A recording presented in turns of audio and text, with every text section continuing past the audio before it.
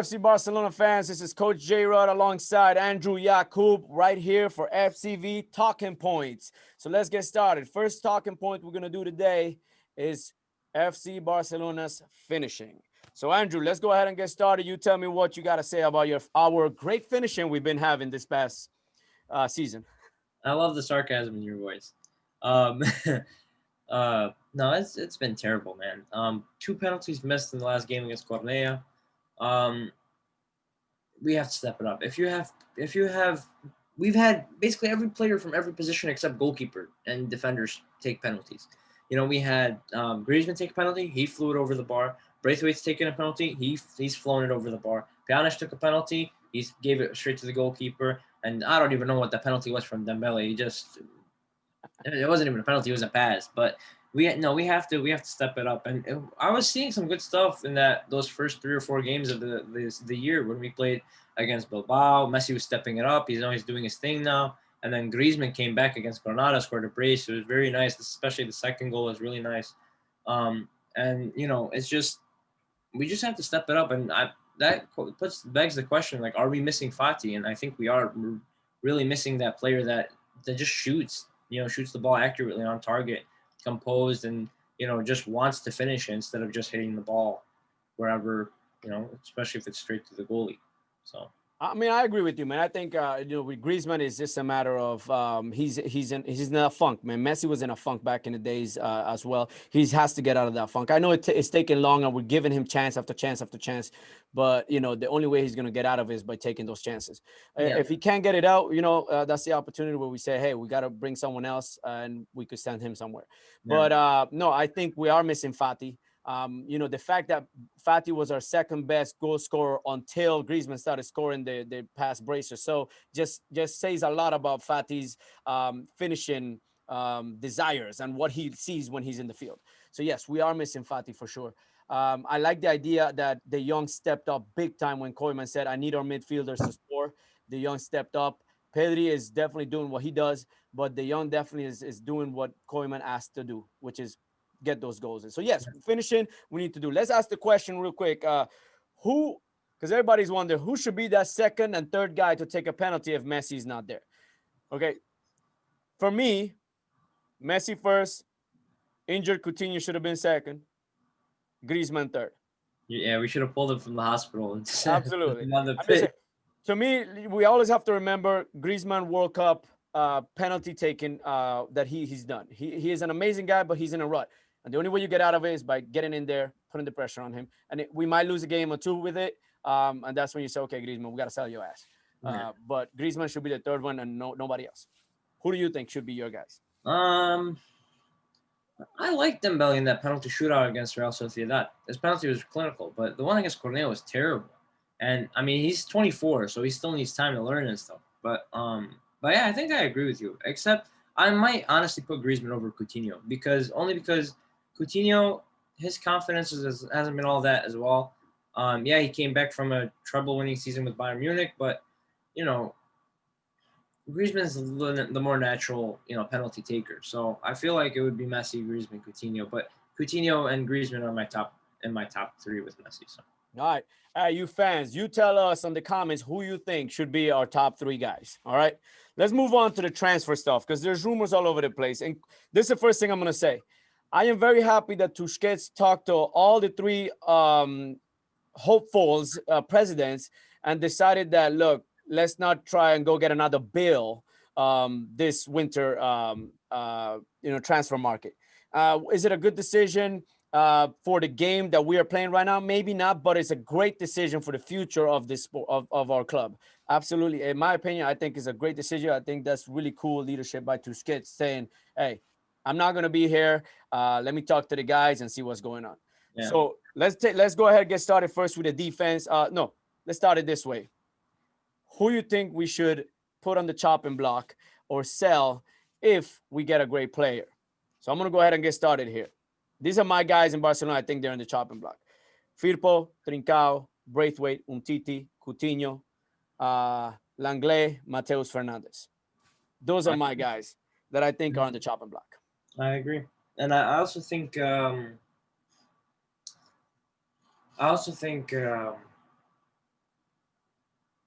Pjanic too. I feel like Oh, Pjanic. Pjanic should be another one that's on the chopper. But we talked about this with Pjanic and Coutinho.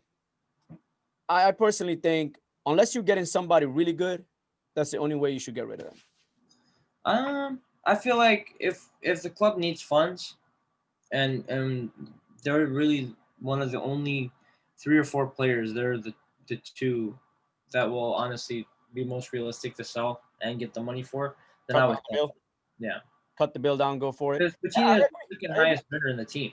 You're So right. You're absolutely right. I mean, if we need the funds, sell them. If we need to get a great player and they're part of that, sell them. But other than that, if we could keep him, right? yeah, For the two of them, I'm not necessarily just not randomly stuff, but we need yeah, the funds, sell them. If you're gonna get a great player, sell them. Other than that, keep them. The rest of them, chop and block. If you could sell them, sell them. Uh, we could get into more details about the positions and why, but to make this video a little, more condensed, let's go ahead and start first with the defense. As you heard, Man City is seems like Eric Garcia is going to come here for free in the summer. And what do you think about that? getting any defender for free is a steal, and I think he's a good defender for his age. Like we're getting him for free, so you can't really complain about that. But I also think that in getting Eric Garcia, he's not been Eric Garcia that we started getting interested in. He's been a totally different person. These past 3 or 4 games, the past 3 or 4 games he did play for City, because now they have Ruben Diaz and John Stones because they're both back. So the last couple games that he did play for City, he wasn't the same. And after that hand injury, he was never the Eric Garcia that we were interested in. But then again, you're getting him for free, but also he's coming in, and now you have Piqué because he's coming back next month. You have him, you have Umtiti, Longley, Arujo, you have Mingueza, you have so many center backs, and does that possibly stunt the growth of Mingueza? Does that stunt the growth of Arujo? Does that increase the wage bill any? Because now you have 6 center backs and you don't have fullbacks. So You have to get rid of Umtiti if that's the case, and you yeah, have to get rid also of Tobido if you're not going to keep the young. and yeah, and Tolibo. Get rid of him. Oh, I agree with you 100%. Now, there was a guy that you wanted to talk about defensively that you think if we could bring him in just for the way he plays defense, but as well as it seems to be like a good leader in the defensive side of things. The guy from Marseille, the Yeah, defender from Marseille, Duje Kaletakar. yeah. Um, his expiration date on his contract is 2023. He's 24 years old and is 25.30 million for him. What do you see in him, man, that you think is a guy we should look into? I mean, he's 24 years old, so he's on that point of time where he's experienced, but he's still young. And on top of that, his timing for Marseille when he's been at defense, his timing has been impeccable. Whenever he presses, he never steps in. He just forces the attacker to make a decision. And that's what we've been needing, because we saw the goal with Iñaki Williams against us in that first time we played Bilbao this year, where it was a through ball and he had all the time in the world because the defense had stepped. So he's that one person who he'll pressure, but he will never step, and then that would force a decision from the striker. To get a guy like him, is Piqué is going to have to be retiring. Let's Yeah, be honest. yeah. Now the one thing we don't have, and I haven't heard any rumors in, where's the left backs? Oh yeah. I'll tell you something. Where are the left backs? Jordi Alba's been atrocious, and I'm not gonna lie to you. He's a great attacker, but he's not a left back. He's not a left back, and he has no competition. And Firpo, he's been promising, but he hasn't been at the point where he can challenge Alba for a starting spot. And when you bring in a left back, a backup left back, he has to be able to challenge Alba for the starting spot.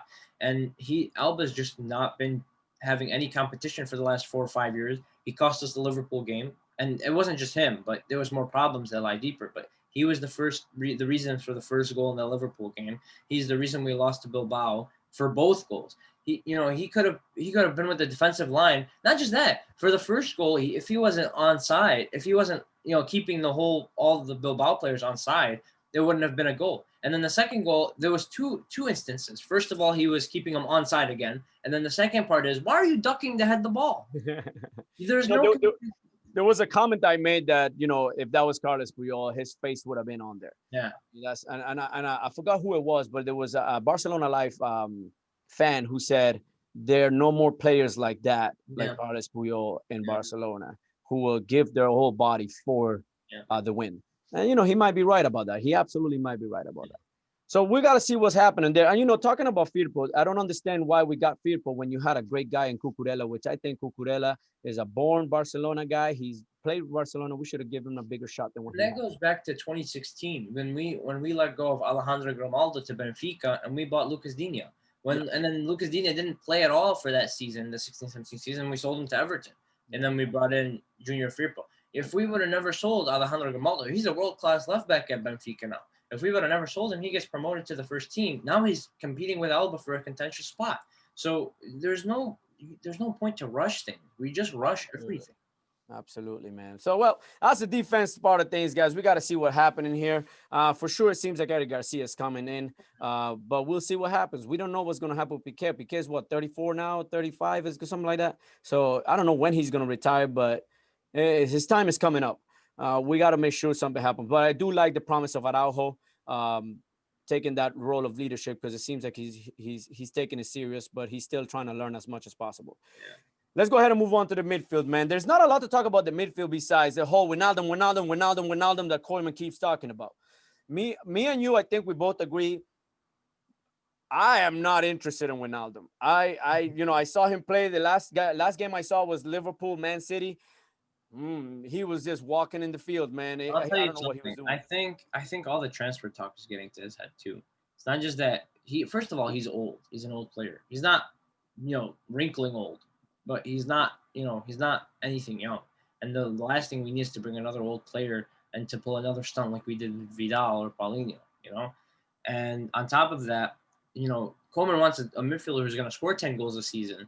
He hasn't even gotten a goal this season yet, or I think he has one. I don't even know. Well, he's So I got don't. two with two, right? Pedri and De Jong have scored. No, I'm talking about Wijnaldum. Oh, we're not. Yeah, no. He doesn't even have a goal this season yet. So, to think that we need that kind of player, it's absolutely atrocious. And on top of that, his wage bill is already high at Liverpool, and he rejected the contract that they were giving him, and they were increasing his salary. So imagine it comes to Barcelona, and now his salary is going to go even higher, and the wage bill is higher. And FIFA, Barcelona spends about 80% of their income, their annual income, on player salaries.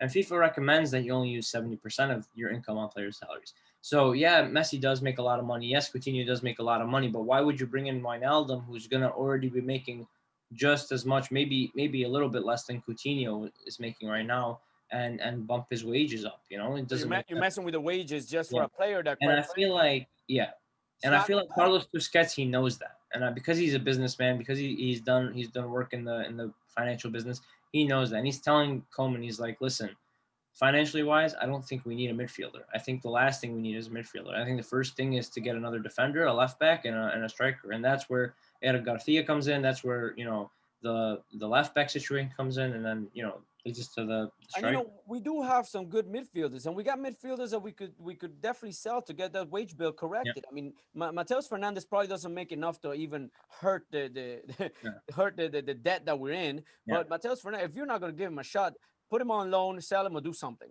Like we talked, Pjanic and Coutinho. If you need the wage bill cut down, sell those two guys. Messi's not the reason why the bill is where it is, because Messi's always been there. It's those decisions that were made by the great president that is the guy that just left. His name shall not be named. And Pjanic and Coutinho. Nabuto.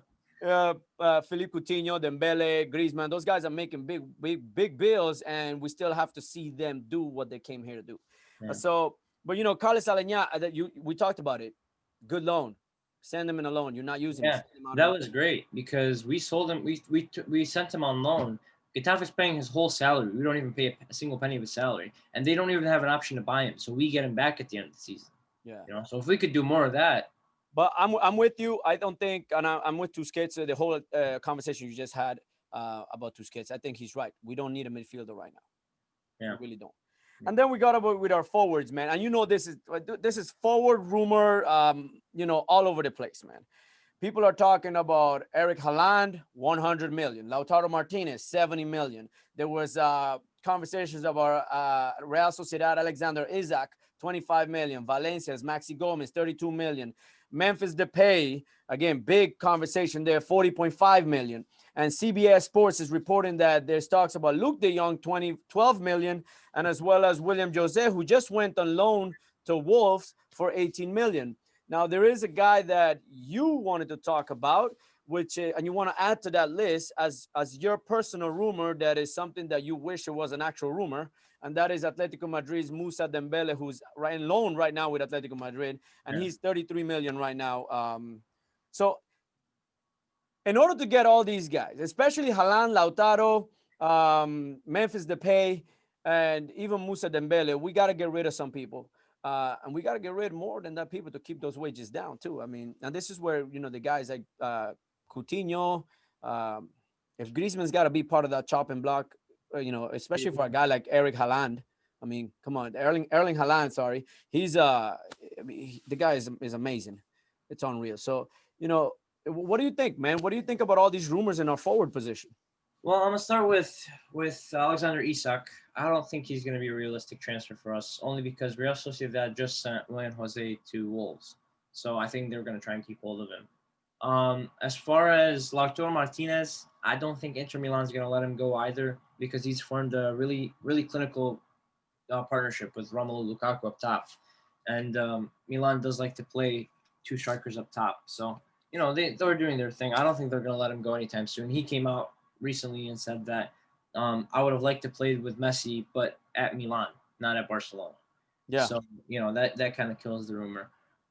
Which brings us to Erling Haaland, and everybody knows his infamous agent as Mino Raiola, and Mino Raiola doesn't have a lot of. I don't even think he has a single client at Barcelona, and and there was a rumor that I was reading where it was saying Raiola wants to transfer Haaland to Barcelona to improve club relations, and it kind of makes sense because Raiola is that kind of person that likes to have good relations with every club so that he can make his Oh, stash. absolutely, man. So He's yeah, known for so that. if he doesn't have a single player playing for Barcelona and he knows everybody that goes to Barcelona, they make a lot of money, then and that's one of the reasons why we didn't sign Mateus de Ligt like the same year we signed De Jong, because his agent's Mino Raiola. We went in to go buy it. Mino Raiola wants a fat stack of bonus next to the transfer fee we were already paying of 75 million, Yeah. and it just never happened. And Juventus bought him, and they paid Mino Raiola his sum, and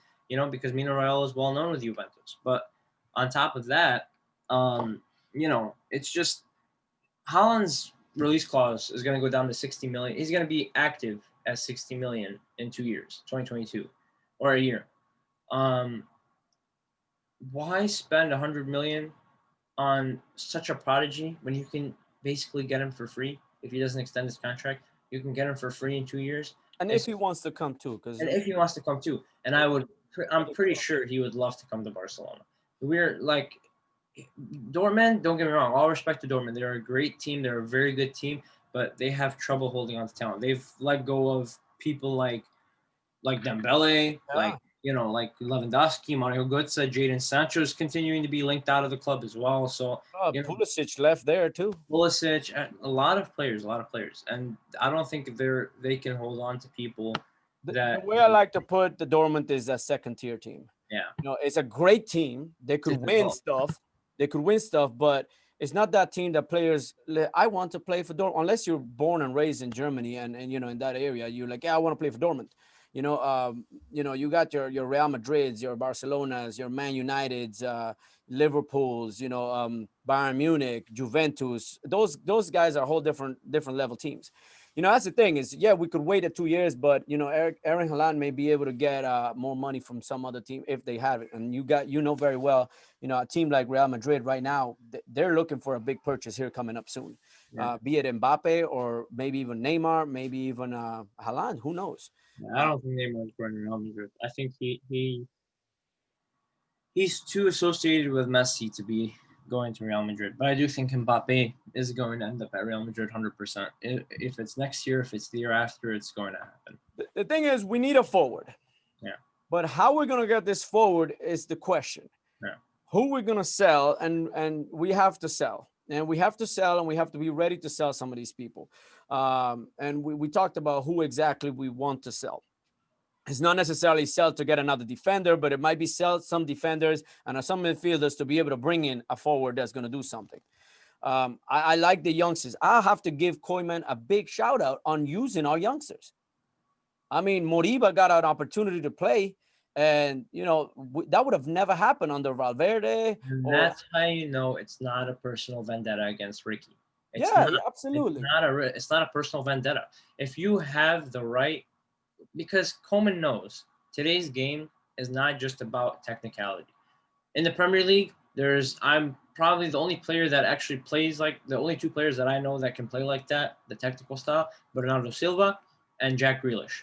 Those are the only two players that play like that. Everybody else you see them, they're either big, they're strong, they're physical, they like to tackle a lot, they like to hit, they like to, smack people around, whatever. Ricky Pooch is not that person who's going to get on the field and he's going to shove around a 6'2" Oh center no, back. absolutely. You know? But I So mean, let's be honest. Ricky does have a he great deal of has talent. that. Yes, he has that great talent. We So, want to see him get some more playing time alongside your De Jong and Pedri. well, And that's what I'm saying. If we have a balanced midfield, if we have, let's say, in the future, in the next 5, 10 years, if we have Moriba and we have Puig and we have Pedri in the middle, Pedri is that person that can shove off tackles. Moriba is that person that can shove off tackles. Hell yeah, he can. He was doing it at 18 years old the other day. So if we have those two, then it shouldn't be a problem for Puig to play because he has that protection between those two players. He can walk in the middle between them and he can be that person to feed the ball to the attackers. He doesn't have to dwell on the ball too much. And we've seen his shooting. I mean, he hit the crossbar last season from out of the box shot against, I don't remember who it was, but he had that one shot and it was crazy. If that would have went in, that would have been the goal of the season probably. these transfer rumors are crazy. All I know is that I'm very happy with Tusquets not putting another bill on the table. Yeah. We got to really watch out what's going on with the money situation.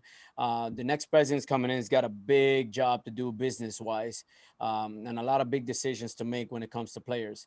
And we might see some players like, for example, I'm a big Griezmann fan, but he may be one of those guys on the chopping block that just to cut the bill, not necessarily nothing against him, but it might be something just to cut the bill. It might be that situation, man. But like I said, I'm a Griezmann fan, man. Yeah. So There was a moment in the Super Cup semifinals when he missed the penalty against Sociedad, and he looks at Ricky. He goes, "Ricky, you saved my damn career." yeah, I owe you lunch. I owe you dinner or something like that. Yeah, that was, that's one thing I do like about Griezmann, man. He's the person that can improve the mentality of the team. He's At that least he's person. honest as hell, man. And the honesty that came out of him saying like, look, I'm sitting with Koeman and trying to figure out how I could play better, how I could do better. That's just, it means a lot. It means a lot to me as a fan. Yeah, and the idea that a lot of people like to mistake Coleman with a defensive-minded coach. It's because he was a And defender. yeah, but Johan Cruyff was talking. This is before he passed away. Rest in peace. Johan Cruyff was talking, and he said, you've got players like Pep Guardiola and Ronald Koeman that played center back before, but they're not the best defender. They were never the best defender in the team. The only reason they were so good was because they minimalized the space that they had to defend. He said, if you have to defend the whole pitch, you're the worst defender in the world.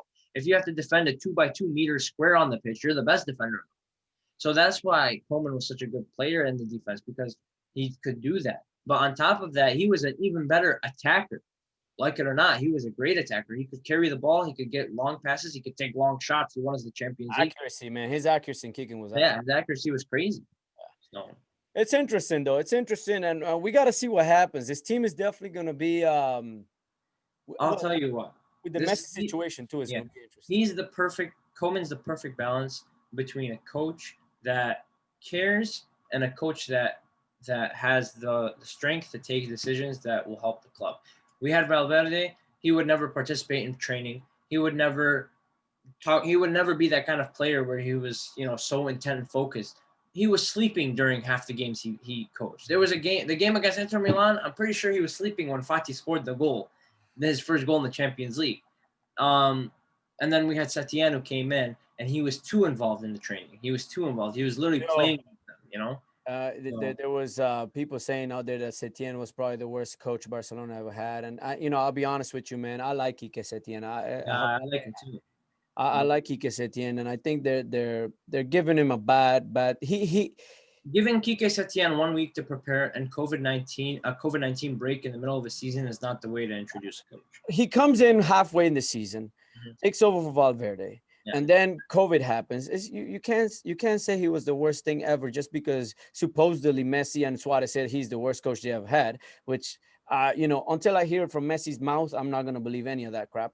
Setien just got it He I was like the wrong Setien, man. I place really like at the Setien. wrong time. Wrong place at the wrong time. Yeah, that's pretty much it, man. Wrong place and wrong. I hope he gets another job and does what he has to do and do it right. Because I think he could definitely. He's a good coach, man. He's a good coach. Yeah. But those are the rumors, man. FC Barcelona fans, those are the rumors. And when you guys talk about transfers and you say, "Oh, we got to get Erling Haaland," do me a favor and mention who you're gonna sell for that, Yeah. who you want gone for that. Unless you guys want to donate money. I mean, Yeah, absolutely. Donate to Barcelona all day. Because let me tell you something, man. Is Messi's gonna stay, which I really hope he stays. And the reason why I hope Messi stays, because even Messi at 80% from what he was is still better than 90% of all the players in the dang world. I mean, let's be real. Messi is the greatest to ever play. He just needs people to play their part. One player, that's the game of football. One player cannot win games. It's a team that plays that wins games. yeah. So if you're gonna mention in any transfer rumor, we need Erling Haaland, who you gonna sell? Who you gonna sell?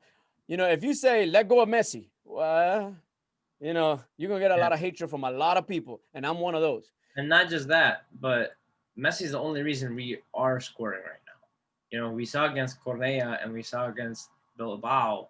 We can't score. We can't score that easily. Let's go. Real quick, man. Real quick. Did you realize in Cornella that the entire game changed Mhm. when Busquets and Pedri came in? Yeah. I mean, it's so obvious. It wasn't even Yeah. funny. The entire No, game. there's this one post I was reading on the app, and it was like, it's clear now. We know why Coleman plays. We know the thing between Pedri versus Puig. And I was like, it's not Pedri versus Puig. First of all, you guys are not listening to context. He took him out for a yellow card, and his attitude towards the ref was not getting any better during the game. It And was. Pedri was just phenomenal. Like and he went on to say Pedri had a bad game against Bilbao. Pedri didn't have a bad game against Bilbao. Just because he didn't produce a masterclass back heel for a Messi assist does not mean he had a bad game against Bilbao. Well, in that game in Bilbao, the ref played a big part of that, and Yeah. it wasn't Pedri that had the bad game. It's just the stopping of momentum that they did on the young Busquets and Pedri was unreal. One yellow card changes the game. Yeah. That's for sure.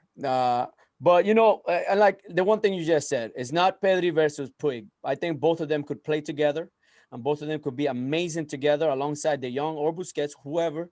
Or Okay, they can both sub out each other to save, because the rest, man. This right, season is wild, man. yeah. This game after game after game. They're And gonna get 120 minutes, not even 90, 120 minutes for the three last games in a row. Three game. games in a row.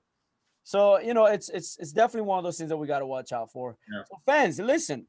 I love how you guys talk in the Barcelona Life app, but you guys got to start taking into account the money situation. Barcelona is in some dire money situations right now.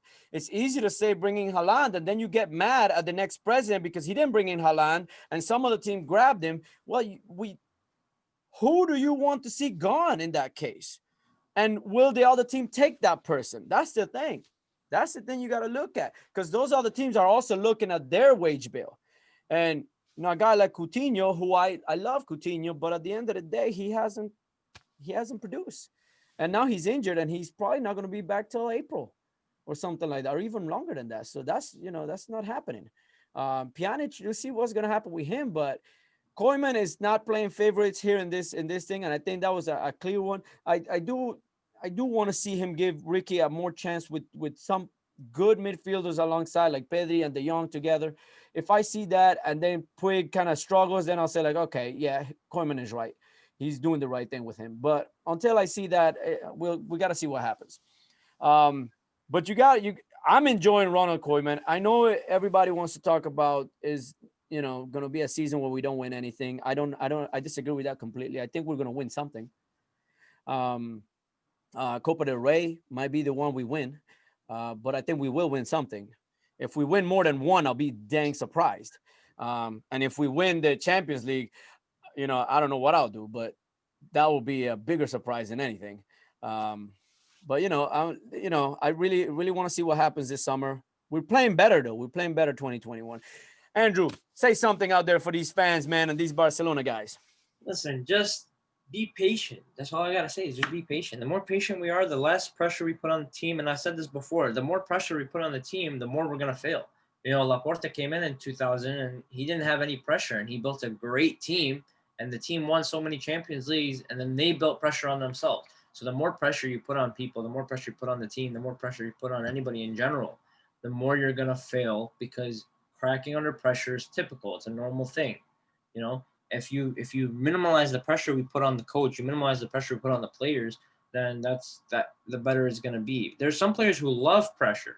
Erling Haaland is one of those players, but there's other players that they'll crack under pressure. And I can tell you right now, Antoine Griezmann is one of those players. You put him under pressure, he's going to crack because he You know what I doesn't. do like though? Griezmann is fighting for it. Yeah, yeah. So just stay patient, stay calm. It will happen. We will get a trophy this season. 100% we will. So whether it's Copa del Rey or whatever it is. So Barcelona fans, like always, talking point segment is always a long segment because we like hitting some of the points that are out there. And Barcelona fans, keep doing your messages, keep saying what you're saying. Hopefully next time I'll absolutely start writing your names down and give you guys a shout out. And because this is what we're about, man. We're fans and we love having fun and we want to see our team win. Our team has to win, and even if we don't win, I'm still gonna wear my shirts, man. I'm still gonna go out there and say, like, yeah, that's my team. What you gonna do about it? I'm no bandwagon guy, man. I don't jump from team to team. This has been my team for a long time. This has been Andrew's team for a long time, and I know we have other teams in other leagues that we like to watch, but at the end of the day, this is my team. So as always, Forca Barça, Visca Barça, Barcelona fans for life. I choose to believe. I know Andrew chooses to believe too, right? We're going to win something. So I hope you guys do too. And keep at it, man. Let's keep having fun. Let's keep enjoying. And let's keep watching the greatest of all time, Messi, doing what he does best with us. And just to say it out there, I am happy Messi did what he did to Villa Libre. Happy. I was the happiest dude. And I know, Andrew, I know you were too. Yeah.